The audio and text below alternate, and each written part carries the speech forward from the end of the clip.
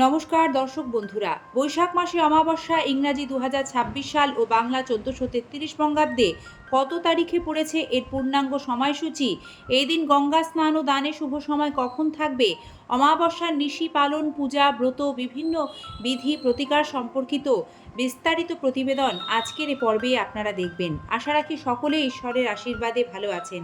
সিংহরায় ডোরবেলের সনাতনী বার্তার নতুন আরও একটি পর্বে আপনাদের স্বাগত জানাই। বৈশাখী অমাবস্যার সঠিক তিথি, সময় এবং শক্তিশালী প্রতিকার।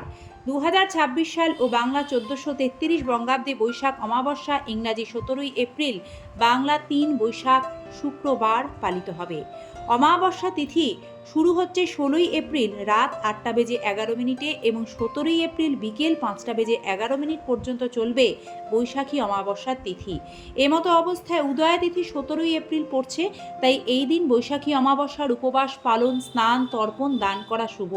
কিন্তু অমাবস্যার নিশি পালন এবং যে পূজা থাকে তা করতে হবে 1433 বঙ্গাব্দে 16ই এপ্রিল রাতে।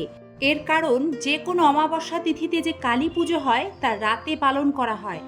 আর এবছর বৈশাখী অমাবস্যা তিথি 17ই এপ্রিল বিকেল বেলা ছেড়ে যাচ্ছে, সে কারণেই 16ই এপ্রিল রাতে অমাবস্যার নিশি পালন ও কালী পুজো সম্পন্ন হবে।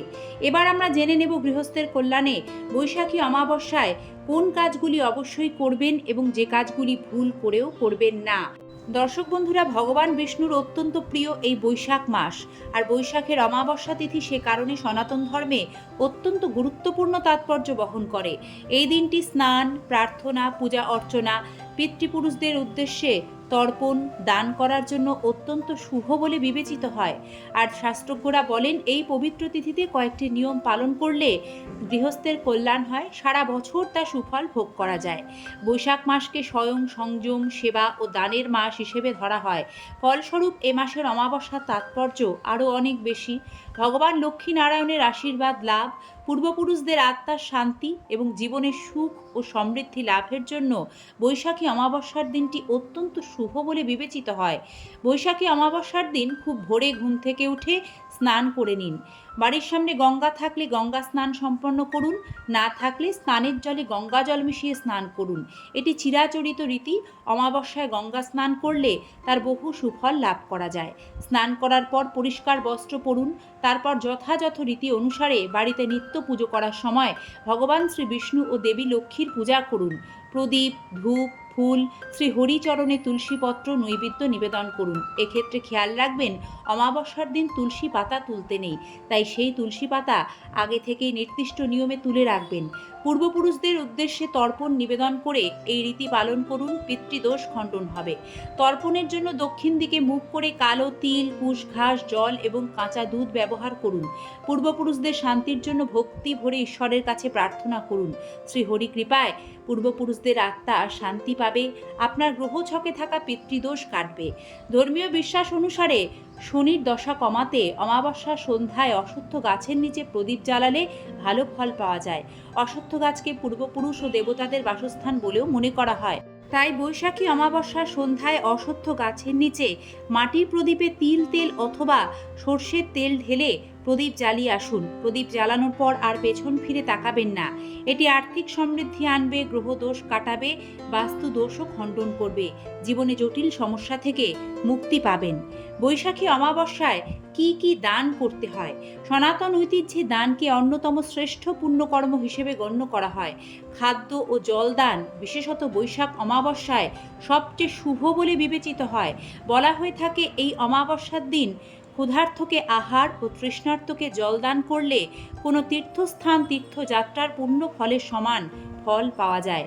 পথচারীদের জন্য পানীয় জলের ব্যবস্থা করা, অভাবীদের আপনার সাধ্যমতো অর্থ ও আহার করানো এবং নিঃস্বদের সাহায্য করা অত্যন্ত পুণ্যময় কাজ বলে বিবেচিত হয়।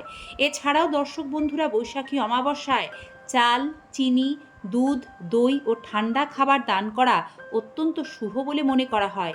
এই জিনিসগুলি দান করলে ব্যক্তির জন্মকুণ্ডলিতে চন্দ্রের অবস্থান সুদৃঢ় হয়, মানসিক শান্তি আসে এবং জীবনে সুখ সমৃদ্ধি বাড়ে। দর্শক বন্ধুরা, বৈশাখী অমাবস্যার সন্ধ্যায় বাড়ির দক্ষিণ দিকে একটি সর্ষের তেলের প্রদীপ প্রজ্বলন করুন, কারণ বাড়ির দক্ষিণ দিক পিতৃদের সঙ্গে যুক্ত। বাড়ির বাইরে দক্ষিণ দিকে এই প্রদীপ জ্বালাতে হবে, এতে পিতৃদোষ খণ্ডন হবে, বাস্তু দোষ কাটবে। এছাড়া বৈশাখী অমাবস্যায় ফল, শস্য, আঁখি, গুড় ও জল ভর্তি পাত্র দান করাও অত্যন্ত শুভ বলে বিবেচিত হয়। এই বিশেষ তিথিতে ভুল করেও ঝগড়া বিবাদ করবেন না। টাকা ধার দেওয়া, ঋণ নেওয়া এই কাজগুলি থেকে বিরত থাকুন। বাড়িতে কেউ এলে তাকে খালি হাতে ফিরিয়ে না দিয়ে সাধ্যমতো দান ধ্যান করুন। কোনো পশু পাখিকে অমাবস্যা তিথিতে আঘাত করবেন না, তাদের খাওয়ার ব্যবস্থা করুন। জল দিন, কারণ জীব সেবার মধ্যেই থাকে শিব সেবা। এছাড়াও বৈশাখী অমাবস্যার পুণ্য দিনে ক্ষৌরকর্ম অর্থাৎ নখ চুলদাড়ি কাটবেন না। অমাবস্যায় নখ চুলদাড়ি কাটলে গ্রহ দোষ আসে। দর্শক বন্ধুরা, শাস্ত্রমতে বৈশাখী অমাবস্যার পবিত্র দিনে কয়েকটি খাবার একেবারেই খেতে নেই। এইগুলি ভুল করে খেলে শরীরে রোগ ব্যাধি বাসা বাঁধে। সেই খাবারগুলির মধ্যে অন্যতম কুষ্মাণ্ড বা লাউ, মাসকলাই, এছাড়াও মাংস, পেঁয়াজ, রসুন, ডিম, মাছ ইত্যাদি। শাস্ত্রজ্ঞদের মতে বৈশাখী অমাবস্যা তিথিতে এই নিষিদ্ধ খাবারগুলি গ্রহণ করলে শরীর রোগ ব্যাধিতে আক্রান্ত হয়, ফলে ব্যক্তিকে নানা সমস্যায় পড়তে হয়। তাই আগামী দিনগুলিতে সুস্থ ও নিরোগ থাকতে বৈশাখী অমাবস্যার দিন এই খাবারগুলি খাদ্য তালিকা থেকে এড়িয়ে চলুন বা বর্জন করুন। শুদ্ধ সাত্ত্বিক নিরামিষ আহার গ্রহণ করুন। সকলে সুস্থ থাকবেন। পর্বটি সম্পূর্ণ দেখার জন্য ধন্যবাদ। নমস্কার। বৈশাখী অমাবস্যা সম্পর্কিত প্রতিবেদনটি সকলের কাছে পৌঁছে দিন, জানার সুযোগ পাবে সকলেই।